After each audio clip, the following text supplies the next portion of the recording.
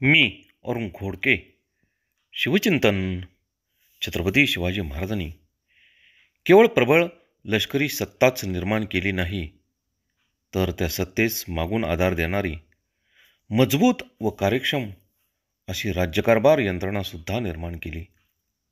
नवे दंडक, नवे कायदेकानून, नवी नीती असे बरेच काही नवनिर्मिती त्यांनी केली आणि तेच कार्य नंतरच्या कालखंडामध्ये छत्रपती संभाजी महाराजांनी केले.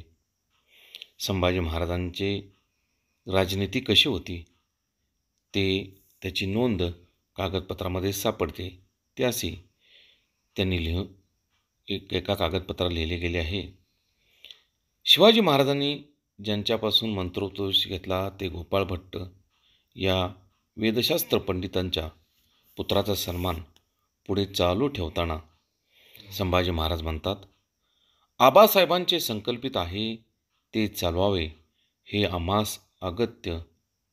आणि दुसरी बाब, इंग्रजांशी झालेल्या एका मैत्रीच्या करारात संभाजी महाराज लिहितात, माझ्या वडिलांच्या वेळी जो शिरस्ता तोच मी पाळीन.